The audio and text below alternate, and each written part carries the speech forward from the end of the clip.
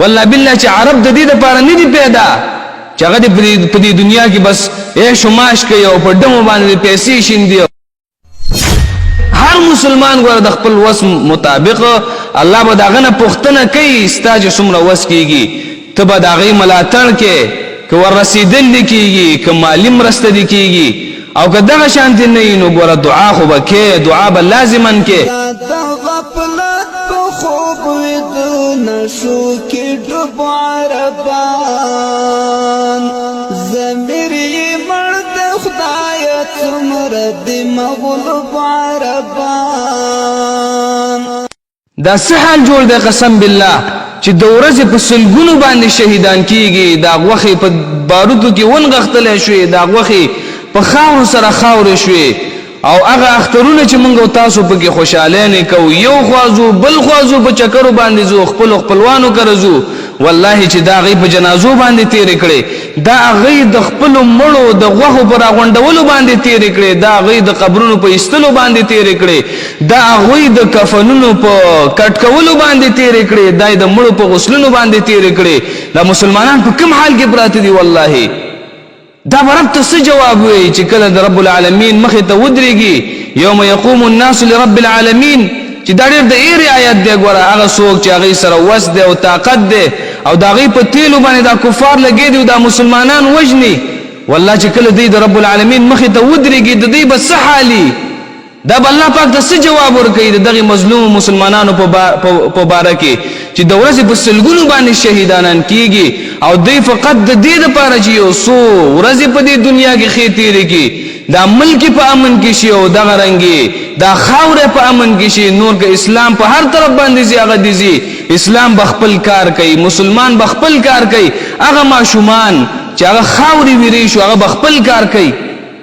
هغه ماشومان چې هغه اختر نږدې شي د خپل پلار نه پیزا غواړي د خپل پلار نه جامې غواړي خو هغه ماشومان څه کوي هغې بس د دې ګرس په انتظار کوي چې کله په موږ باندې یو بم راځي او یو راکټ به راځي او یو ګولۍ به راځي چې موږ په هغې سره مړه کېږو والله د افسوس مقام دی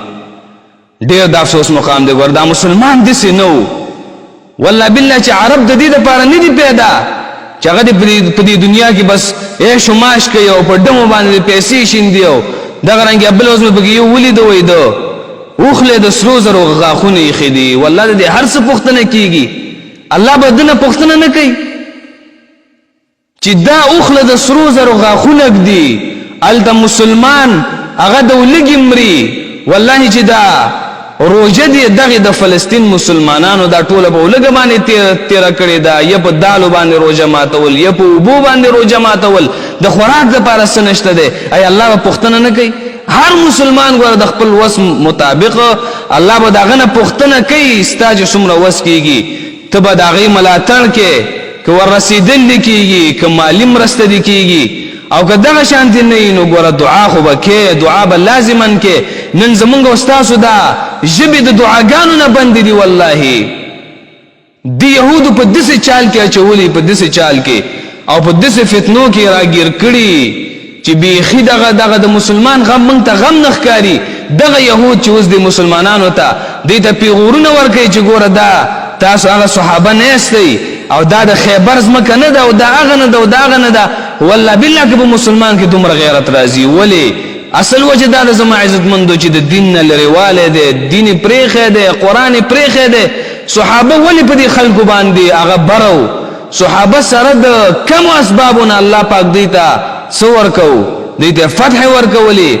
هغه حکومتونه چې په دې وخت کې د غټو غټو کفارو په شان مثال به لرو د چا به دا فکر او سوچ هم نه راته چې دغه حکومتونه دا به چپه کېږي خو چې کله الله ته مخه کړې الله څه وکړه دا هر څه د دوی په لاس کې ور نه کړه په بدر کې چې یو هېڅ هم نه مسلمانانو سره خو چې مسلمانان روغ وو دعاګانې رب العالمین ته وکړې سره د دعاګانو نه چې دا یو باطني سبب او ظاهري اسباب لږ لږ دا استعمال کړه الله پاک ولا فتح ور نه کړه هغه مشرکان او هغه کفار چې د هغې نه ډېر زیات وو نن راشه وګوره که نه مسلمانان څومره ډېر زیات دي د حد نه زیات دي ګوره چې دا یهود چې دا فقط په نوم مسلمانان دغه ملکونه چې راټول شي او دا ټول ورته یو شي والله چې یو ټیسم نه رسیږي خو مسلمان نن غلام دی غلام